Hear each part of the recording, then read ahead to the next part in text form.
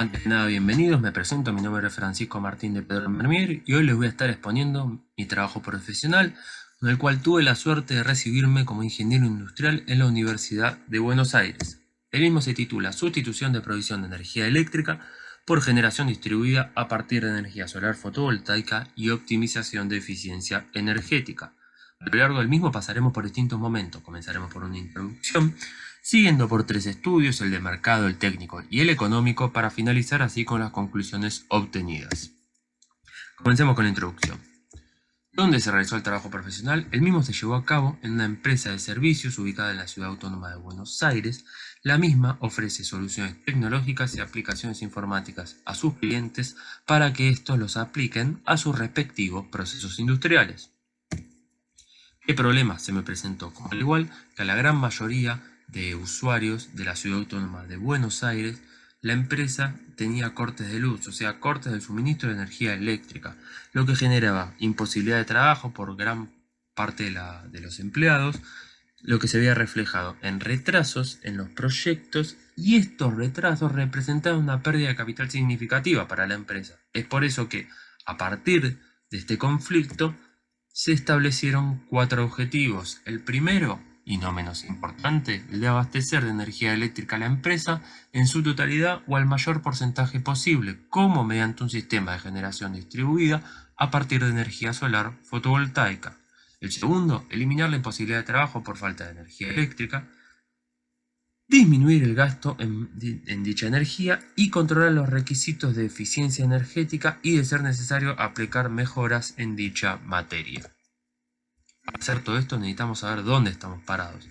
Necesitamos analizar nuestro contexto e iremos en un contexto más macro, que es el contexto internacional, yendo a un contexto a nivel medio, que es el contexto a nivel nacional, para finalizar así con un contexto más micro, que es el contexto a nivel empresa. Comencemos con el contexto internacional. Son conocidas las altas emisiones de gases de efecto invernadero, lo que genera un aumento del calentamiento global, y hay que tener en cuenta que 2/3 de estas emisiones son producidas por el sector energético. Es por eso que gran parte de los países del mundo realizaron el Acuerdo de París, en el cual obviamente está incluida la Argentina.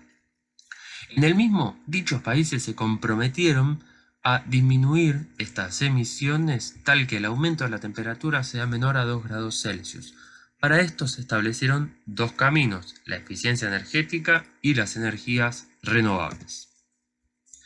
En la siguiente gráfica podemos ver la transición de la matriz energética desde el año 1973 al año 2013, o sea, durante 40 años. Y a nosotros lo que nos interesa es lo que está en color rojo, la parte de la torta que se encuentra en dicho color. Vemos que durante esos 40 años la participación de las fuentes alternativas aumentaron en aproximadamente un 5%. Bien, yendo más específicamente a la energía solar fotovoltaica, podemos ver en dicha gráfica el aumento de la capacidad instalada de dicha energía. Vemos que desde el año 2012, donde la capacidad instalada era de 100.000 megawatts, al año 2018, dicha capacidad casi que se quintuplica. Y para los próximos años se espera que todas aumenten, y que la que más aumente sea la energía solar, donde 300 gigawatts aproximadamente corresponderían a generación distribuida. No nos olvidemos también un contexto favorable a nivel internacional en el que nos encontramos, que como podemos ver en esta gráfica, hubo una disminución de los costos de los paneles, de todo tipo de paneles, los paneles cristalinos, los de alta eficiencia, los de bajo costo, entre otros. ¿Qué beneficio tiene esto? Hace más atractiva la adquisición de los mismos. Ahora, pasemos al segundo contexto, el contexto a nivel medio o a nivel nacional. Para eso primero definamos qué es la generación distribuida. Es la generación de energía eléctrica a partir de energías renovables en los puntos de consumo. ¿Y cuáles pueden ser los puntos de consumo? Como vemos en este dibujo, los hogares, los edificios, las pymes o las industrias. ¿Qué beneficios tiene la generación distribuida? Generan dos tipos de alivios: a la red de distribución y a la de transporte. Y esto se ve reflejado en que genera un aumento de la eficiencia, una disminución de los costos y una disminución también de las pérdidas por largas distancias. Debemos también tener en cuenta que las energías renovables se establecieron como política de Estado en Argentina. ¿Por qué? Porque en los últimos años hubo un aumento del precio de los combustibles fósiles, lo que se vio reflejado en un aumento de los costos de generación, y a esto se le suma el compromiso en el cual se encuentra el país de la disminución de los gases de efecto invernadero.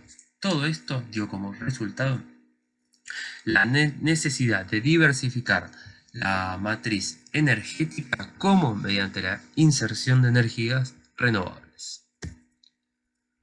La siguiente dibujo podemos ver la matriz energética a nivel nacional del año 2019, donde el 6% corresponde a energías renovables y dentro de ese 6% el 1,1% corresponde a energía solar.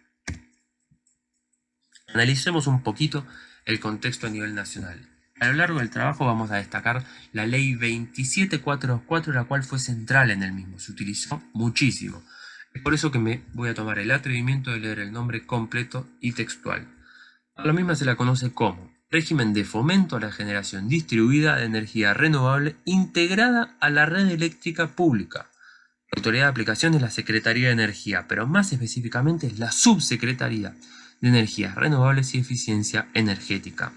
Para destacar, esta ley complementa a la 27121, la cual solo incluye a los agentes del mercado mayorista. Finalizando los contextos, el contexto a nivel empresa. Se acaba de crear en la misma una división destinada a energías renovables, lo cual fue bastante oportuno, y la empresa se encuentra en pleno crecimiento. ¿Por qué? Porque está adquiriendo proyectos de mayor magnitud. Bien, finalizada la introducción, continuemos con el estudio de mercado. Previo a esto se analizaron la estructura de costos. Por una cuestión de confidencialidad no se puede exponer, pero les puedo contar que el impacto del proyecto en la estructura de costos era muy chico. ¿Por qué? Porque el costo de la energía eléctrica era de un porcentaje menor al 1% respecto a los costos totales. Pero a pesar de esto se decidió seguir. ¿Por qué? Por 4 factores. El primero, nos encontramos en un contexto de crecimiento de las energías renovables, porque la empresa acaba de crear una división destinada a energías renovables justamente, porque se busca captar nuevos clientes con mentalidad sustentable y porque se busca evitar las multas millonarias. ¿Cómo se pueden producir estas multas millonarias? Si se generan atrasos en los proyectos, los clientes pueden aplicar multas para la empresa, las cuales serían imposibles de pagar para la misma. Otro impacto es el que ocurre sobre los clientes. Se busca fidelizar a los clientes actuales, captar nuevos clientes con mentalidad sustentable. Serviría como ejemplo real para esta división recientemente creada de energías renovables. Sería una especie de showroom, vulgarmente, y sería una clara exposición de la responsabilidad social empresarial y del compromiso con el medio ambiente en el cual se encuentra la empresa en cuestión. Por último, se podría acceder a estas certificaciones en las que se destacan las siguientes: la ISO 14001, que es un sistema de gestión ambiental, la ISO 50001, que es un sistema de gestión de la energía, las normas LEED, que son estadounidenses, son muy similares a las BREEAM, las cuales son inglesas, y la certificación sustentable y la certificación de sustentabilidad, las cuales poseen nombres muy similares, son distintas, pero ambas tienen en común que son nacionales. Acto seguido se realizó un análisis FODA, comenzando por las fortalezas, que son base de clientes con mentalidad sustentables, que hay una división dedicada a las energías renovables, que la empresa se encuentra en pleno crecimiento y que se busca garantizar el abastecimiento continuo de energía eléctrica. En contrapartida, encontramos las siguientes debilidades. En la ubicación de la empresa, recordemos que está en la Ciudad Autónoma de Buenos Aires, no posee los más altos niveles de radiación solar. Destaquemos que en Argentina los más altos niveles de radiación solar justamente se encuentran en el NOA, el noroeste argentino. Y también hay que destacar que la empresa posee una superficie limitada de la terraza donde se ubicarían los paneles solares. Luego se destacaron las siguientes oportunidades: aprovechar los incentivos nacionales, que hay un mercado también en busca de soluciones sustentables y la reciente legislación que permite la inyección de energía en la red, que es la ley justamente 27424. En contrapartida de dichas oportunidades aparecen las siguientes amenazas: que hay ofertas de grupos electrógenos con planes de financiación muy atractivos, que está la posible construcción de edificios de gran altura en la ciudad y la posible caída de granizo también. Luego se relevaron los consumos de la empresa desde noviembre de 2017 hasta diciembre del 2019. Y nosotros nos centramos en 3 meses.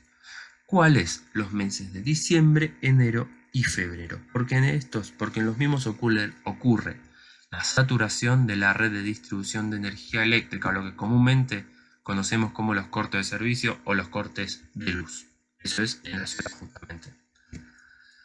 Bien, ¿cómo se proyectaron los consumos a lo largo de toda la vida útil del proyecto? Sabemos que los mismos van a aumentar debido al crecimiento de la empresa, pero este crecimiento va a estar limitado por 2 factores. El primero, el espacio físico de la empresa, y en segundo, las decisiones que toman los distintos gobiernos, que muchas veces acompañan, mientras que otras lamentablemente atentan contra el sector empresario. También los consumos iban a disminuir debido a que a lo largo de la vida útil del proyecto van a surgir tecnologías y usos mucho más eficientes. Es por esto que se consideraron a los consumos del año 2019 como los constantes a lo largo de toda la vida útil. Bien, continuemos ahora sí con el estudio técnico. Comenzamos analizando los distintos componentes de la instalación. Lo voy a nombrar rápidamente, después iremos analizándolos más en detalle. En ítem 1 vemos los paneles solares, ítem 2 y 3 las protecciones entre los paneles y el inversor, que justamente es el ítem 4. Hay que destacar que este es un inversor on-grid o conectado a la red. Y también vamos a destacar el ítem 6, que es el medidor bidireccional, el cual hay que mencionar, ya que no es menos importante, que el mismo es suministrado por la empresa distribuidora. Bien, los paneles solares poseen los siguientes parámetros a destacar. Todos vienen con la etiqueta como la que se indica abajo: la corriente de cortocircuito, que es la máxima corriente que puede entregar; la tensión de circuito abierto, que es la máxima tensión que puede suministrar; la tensión y la corriente del punto máximo de potencia; y la potencia máxima o potencia nominal. Bien, dentro de los paneles nosotros destacamos la tecnología de silicio cristalino, donde están los monocristalinos, los policristalinos y también, no se lo explica acá, están los de silicio amorfo, los cuales los descartamos totalmente ya que poseen un rendimiento muy bajo. Los de silicio monocristalino poseen un mayor rendimiento pero un mayor costo. Los de policristalino poseen un pequeño menor rendimiento que los de monocristalino y un menor costo también, y también un menor LID. Es el LID, es Light Induced Degradation, o sea, la degradación por incidencia de luz. ¿Qué quiere decir esto? A lo largo de la vida útil de los paneles policristalinos disminuye menos la eficiencia en comparación con los monocristalinos. Y por eso que utilizaremos paneles policristalinos. El inversor es el que se encarga de convertir la corriente continua en corriente alterna y a la misma ponerla en fase con la red, que recordemos es de 220 volt y 50 Hz. De los parámetros principales destacamos la potencia o potencia nominal, la fase, ya que puede ser monofásico o trifásico, y el rendimiento. A mayor rendimiento, más similar es la potencia nominal a la potencia real. Bien, la marca utilizada de paneles solares fotovoltaicos es SolarTech. Se relevaron varias marcas y se decidió quedarse con esta por las siguientes razones, entre las que destacamos que posee una vasta experiencia a nivel nacional. Es también una empresa pionera en energía solar. Comercializa una marca específica de inversores que ya veremos. Posee un rango de potencia muy amplio y un rango de eficiencia aceptable. La marca de inversores es la muy conocida marca ABB, que posee una gran cantidad de modelos, un rango de potencia muy amplio. Y tenemos la ventaja que SolarTech, recordemos que es la marca de nuestros paneles solares fotovoltaicos policristalinos, tiene un nombre un poco largo, ¿sí? Comercializa Inversores ABB. Entonces, tenemos la ventaja de que solo nos tenemos que poner en contacto con un proveedor para los paneles y para el inversor. Bien, luego se realizó el dimensionamiento de la instalación solar fotovoltaica mediante el programa PVSYST, el cual hay que destacar que es un software libre en el que primero se introduce la latitud y la longitud y, por el simple hecho de encontrarnos en el hemisferio sur, el programa automáticamente indica que los paneles van a apuntar hacia el norte, bien, para aprovechar al máximo la radiación solar.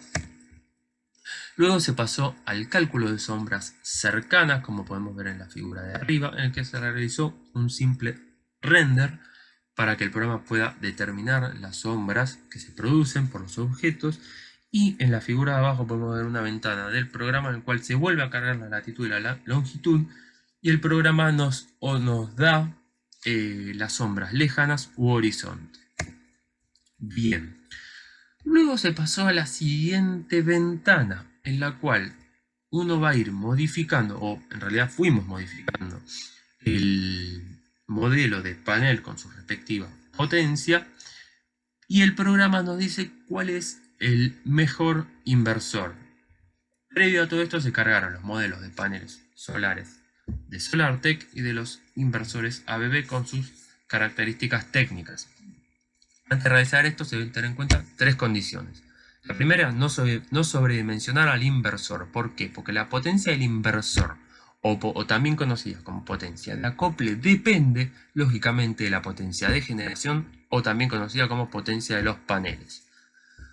Y esta, la potencia de generación o de los paneles, indicada en los mismos, no es la real, sino que es ideal. ¿Por qué? Porque está expuesta en condiciones estándar, o STC, que significa Standard Test Conditions.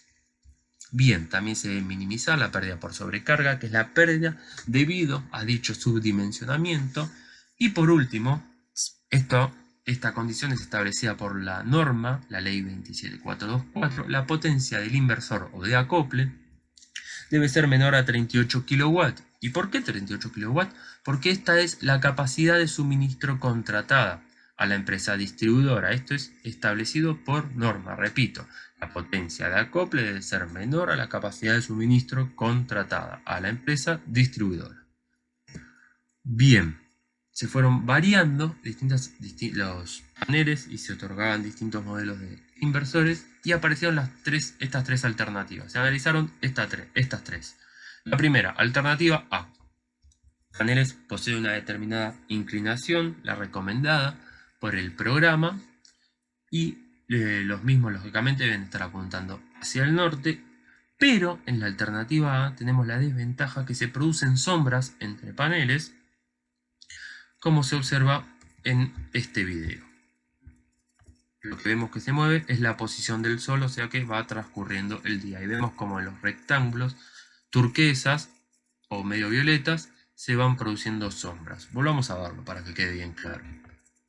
¿Ven? Entre los paneles se producen sombras a lo largo de todo el día, lo cual no es lo más eficiente. Por eso que también se analizó la alternativa B, en la cual se aumenta la separación entre los paneles, generando que no se produzcan sombras entre los mismos. Y por último se analizó una alternativa radicalmente distinta, la alternativa C, la cual se estableció que la inclinación de los paneles debía ser de 0 grados, o sea, pegados al piso, completamente horizontales, permitiendo colocar una mayor cantidad de los mismos, ya que ahora no era necesario que estén apuntando hacia el norte porque justamente están en posición horizontal. ¿Cómo se eligió una de las tres alternativas? Alineándonos con el siguiente objetivo, que recordemos era el primero que vimos al principio del trabajo: abastecer de energía eléctrica a la empresa en su totalidad o al mayor porcentaje posible de la misma mediante una instalación, de energía solar fotovoltaica conectada a la red. Observemos ahora algunos meses, pero ¿cuáles? Y aquellos en los que ocurría la saturación de la red de distribución, que son enero, febrero y diciembre. En enero vemos que la que mejor se ajusta, la producción, esto es producción de energía eléctrica a nuestros consumos, es la alternativa C, ya que la supera. En el mes de febrero, la que más se acerca es también la alternativa C, y en el mes de diciembre, la que la supera y por ende más se acerca es la alternativa C también. Por eso que elegiremos la alternativa C. Bien, entonces, la alternativa C, algo que no dije, es determinaba que se utilizaban paneles solares policristalinos de la marca SolarTech de 345 watts pico, por supuesto, y un inversor, de 33 kilowatts de la marca ABB. Luego, la norma nos obliga a verificar algunas normas normativas que poseen los paneles, como una norma IRAM y algunas normas IS.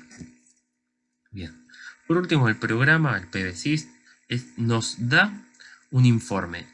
En el mismo se estableció lo siguiente: se deben utilizar 7 cadenas de 17 paneles en serie cada una, lo que se totaliza, si hacemos 7 por 17, en 119 paneles solares fotovoltaicos. En la imagen de la derecha vamos a ver una parte del conexionado entre paneles. Todos los planos se realizaron, por supuesto, en AutoCAD. Vemos la conexión de los polos positivos, la conexión de los negativos, y en verde se ven los conductores de puesta a tierra. En la imagen yací de la izquierda vemos la entrada al inversor, donde cada cadena de paneles en serie posee un polo positivo y un polo negativo. Tenemos 7 cadenas, entonces nos sobran un polo positivo y un polo negativo. Este inversor elegido de la marca ABB de 33 kW tiene la ventaja que el conexionado en serie se realiza dentro del mismo.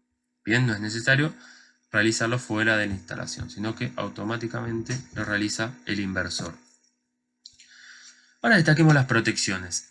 Entre los paneles y el inversor, para seccionar vamos a utilizar interruptores termomagnéticos. Esto es establecido por norma, y se utiliza un interruptor termomagnético por cada cadena. Bien, tenemos 7 cadenas de paneles en serie. ¿Pero qué pasó? Por un requerimiento de tensión y de corriente, se necesitó que el conexionado sea de 4 polos, como se observa en la siguiente imagen. Entonces, el conexionado de 4 polos requiere 2 interruptores termomagnéticos por cadena. Tenemos 7 cadenas, se totalizan en 14 interruptores termomagnéticos. A la salida del inversor tenemos el tablero de protecciones. Este es obligatorio según la ley 27424, y el mismo debe contar con un interruptor termomagnético trifásico, un disyuntor y una protección contra cortocircuitos y sobrecargas. Todas las protecciones se eligió para estar en sintonía con el inversor, que sean de la marca ABB. Bien, luego se pasó a calcular los conductores, por eso era necesario saber dónde se iban a ubicar todos los equipos, los tableros, el inversor, y se debe tener en cuenta también las caídas de tensión. Se determinaron que los conductores de paneles en serie debían ser de 4 milímetros cuadrados y 6 milímetros cuadrados. Los conductores entre la salida del inversor y el tablero generador red, bien, que escribimos en las protecciones, de 16 milímetros cuadrados. Los conductores entre tiras de paneles y la entrada del inversor debían ser de 4 milímetros cuadrados, y los conductores de puesta a tierra de 10 milímetros cuadrados. Por supuesto, es importante conocer el código de colores para cada uno de los conductores. Bien. Luego se realizó un cálculo estructural según lo aprendido en la materia que es conocida en el Plan 1986 como edificios industriales, o en el Plan 2011 en el Plan 1986 es conocida como arquitectura industrial, y en el Plan 2011 sí es conocida como edificios industriales. Entonces se realizó el predimensionamiento. ¿De qué? De columnas, como se ve en la imagen, de vigas, de losas y de bases, lo cual no se puede ver representado porque era bastante complicada la exposición en la presentación. Hay que tener en cuenta que tenemos 119 paneles, lo cual totaliza un peso aproximadamente de 7 toneladas. Como solo se tuvo acceso a las columnas, solo estas se pudieron verificar, y las mismas eran cuadradas de 30 centímetros por 30 centímetros, y el lado calculado en dicho predimensionamiento es el lado mínimo, es de 20 centímetros. Por lo tanto, se cumple con la verificación. Bien. En la siguiente imagen podemos ver el diagrama de Gantt que se realizó. Vemos que desde que se comienza el proyecto con el inicio del trámite hasta que se finaliza el mismo, se totalizan 12 semanas. Y a destacar, tenemos los formularios 1A, que es la solicitud de reserva de potencia y su respuesta, que es el formulario 1B.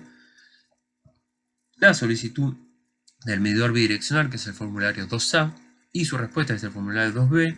Algo que no dije, la respuesta del formulario 1A se tarda una semana, en realidad 5 días hábiles, y la respuesta del segundo formulario del 2A tarda 10 días hábiles, 2 semanas. Bien. Por último, se recibe el formulario 12, que es un certificado de usuario generador, el cual posee algunas características técnicas de la instalación. Con lo que respecta al mantenimiento, el mismo debe ser preventivo de los módulos. Se debe controlar que no se produzca suciedad ni sombras para que no disminuya la eficiencia, o sea que no disminuya la producción de energía eléctrica. También se deben controlar los soportes, que no haya grietas ni deformaciones. Se debe realizar también una limpieza del inversor, tanto externa como interna. Y se deben controlar los conductores y las protecciones, que el correcto conexionado de los conductores a las protecciones y la correcta estanqueidad de las cajas. La revisión de los módulos es mensual, mientras que el control de las estructuras soportes y la limpieza externa del inversor se realiza 2 veces al año. Y por último, la limpieza interna del inversor, la revisión de los conductores y de las protecciones solo una vez al año. Bien, con lo que respecta al impacto ambiental de esta instalación, vemos que es bastante positivo. La atmósfera se ve beneficiada. ¿Por qué? Porque se disminuyen las emisiones de gases de efecto invernadero en aproximadamente 35.000 toneladas de CO2 equivalentes. Esto hay que destacar que es comparando la generación con combustibles fósiles con la generación planteada en el trabajo profesional. El suelo tampoco se ve comprometido, ya que no hay movimientos en el mismo ni derrames. Las aguas superficiales y subterráneas tampoco se ven comprometidas, al igual que la flora y la fauna. En este caso la sociedad no se ve comprometida porque la estructura no está a nivel del suelo. Es un equipo totalmente silencioso, por ende la acústica tampoco se ve perjudicada y el impacto en el paisaje se ve disminuido, ya que la instalación se encuentra integrada a la estructura. Algo a destacar, esas aproximadamente 35.000 toneladas de CO2 equivalentes se obtuvieron a partir del software. Bien, ahora, la disposición final de los módulos. ¿Por qué se analizó esta disposición? Porque recordemos que tenemos 119 paneles, es el elemento que abunda en la instalación. Entonces, me parece interesante analizar su disposición. Para esto necesitamos conocer la composición de los mismos. Estos están compuestos por un 76% de vidrio, un 10% de plástico, un 8% de aluminio, un 5% de silicio, en el que hay que destacar que aquí se contemplan las plaquetas de circuitos y 1% de metales. Dentro de ese 1% tenemos un 0,06% de plomo, pero por más que sea un porcentaje bajo, no deja de ser un residuo peligroso. Y dentro del 5% de silicio encontramos las plaquetas de circuitos integrados, las cuales también se los consideran residuos peligrosos. Es por esto que se los analizará bajo las leyes de residuos peligrosos, la Ley Nacional 2405 y la Ley de la Ciudad Autónoma de Buenos Aires 2214/06, tal como se expone aquí. Bien, ahora continuemos un poco con la seguridad e higiene. Se contemplaron los riesgos que pueden ser, entre otros, la exposición al sol, los golpes con y contra objetos, la caída de objetos de altura. Recordemos que los paneles están ubicados en la terraza, y los contactos eléctricos. Las medidas a adoptar: los módulos se deben utilizar boca abajo. ¿Para qué? Para evitar que ante la exposición a la radiación solar se genere tensión en sus terminales. También es importante trabajar sin tensión y con herramientas aisladas.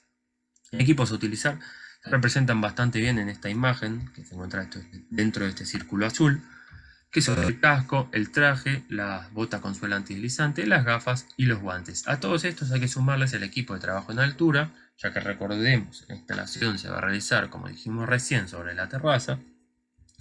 Por eso necesitamos un arnés, un cabo de vida y una línea. En contrapartida, con la instalación de generación distribuida se analizó una alternativa a un grupo electrógeno. Bien, nosotros tenemos un requerimiento de 35 kW y se eligió que también el grupo electrógeno sea nacional para disminuir los costos de transporte. El que mejor se ajustaba era uno de la marca FEMA, como vemos ahí, con una potencia de 40 kW, trifásico y con combustible diésel. Bien, ahora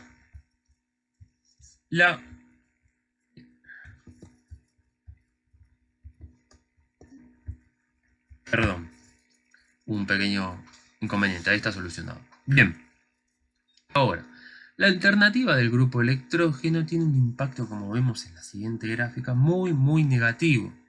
¿Por qué?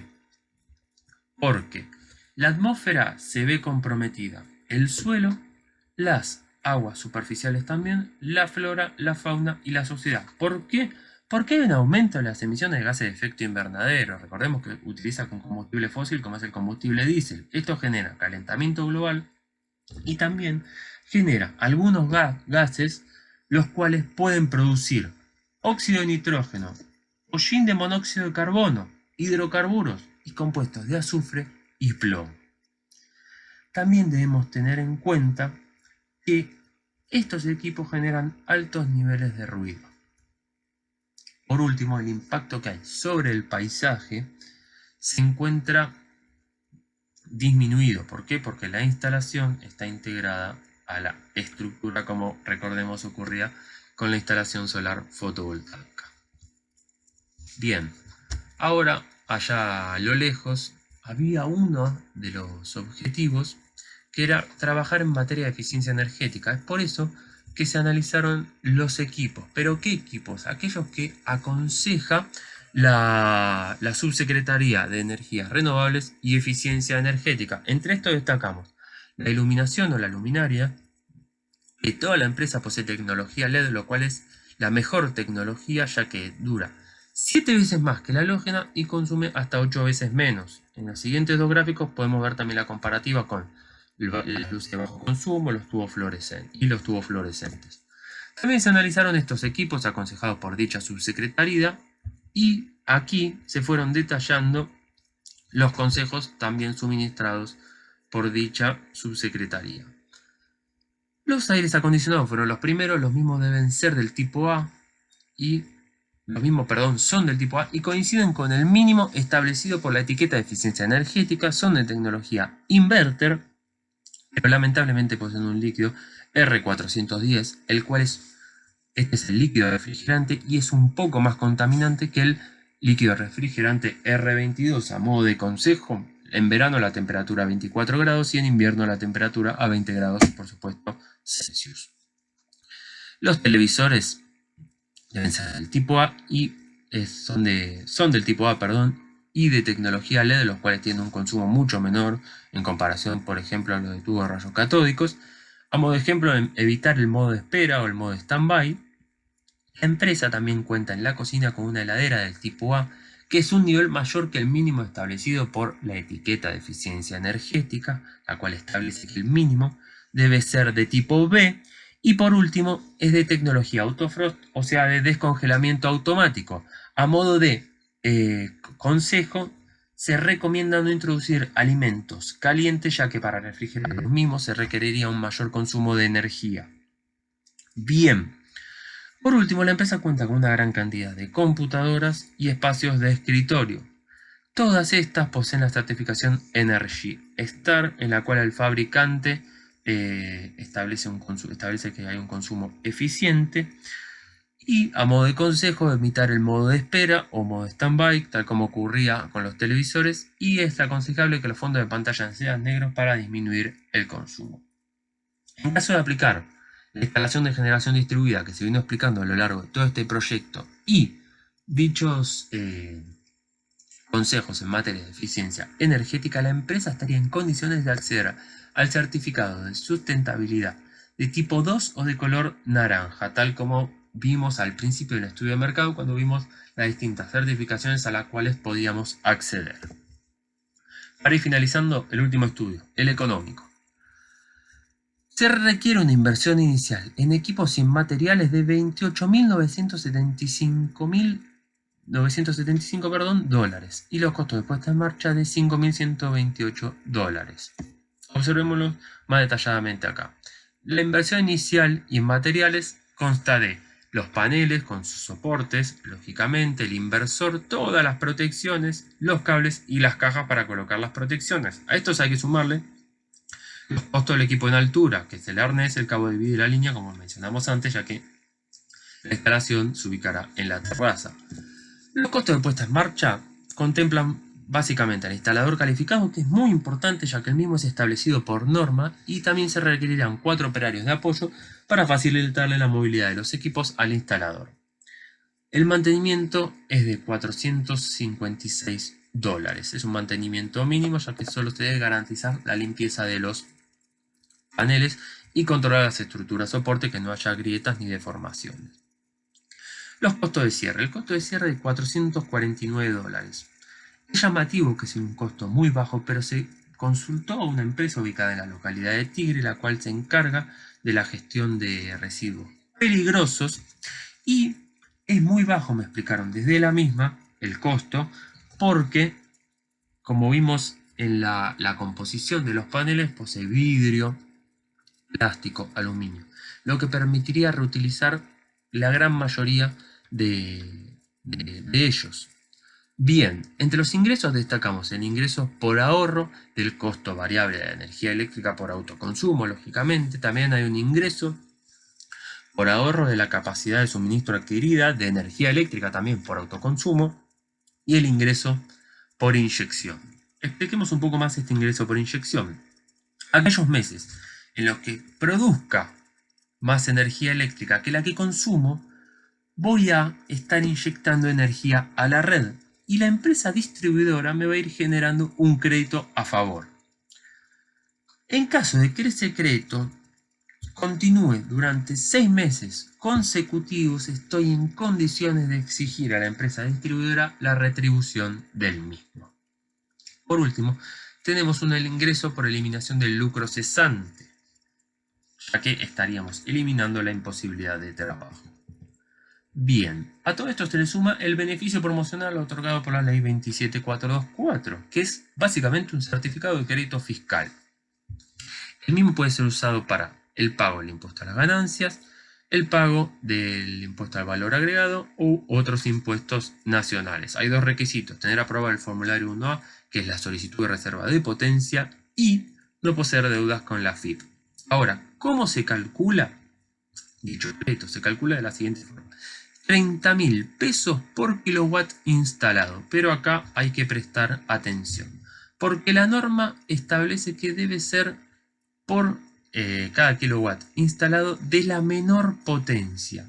¿Y cuál es la menor potencia? Tenemos la potencia de generación, que es la potencia de los paneles, y la potencia de acople, que es la potencia del inversor. Recordemos, hemos dicho que el inversor estaba subdimensionado, entonces utilizaremos la potencia del inversor, que es de 33 kW. Que esta es la potencia del inversor de la marca ABB. Realizando las cuentas, el certificado de crédito fiscal equivaldría a $12.692.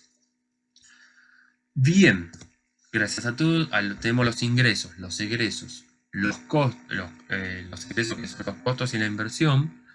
Podemos calcular el BAM, que vemos que da mayor a 0, la TIR da mayor a la tasa de descuento, que hay que destacar que la misma es del 11,4%. Se calculó mediante el método KPM y es muy baja porque se consideró un riesgo país optimista. ¿Qué riesgo país se tomó? Se tomó el riesgo país que ocurre entre el año 2016 y 2017. ¿Por qué ese periodo? Se preguntarán.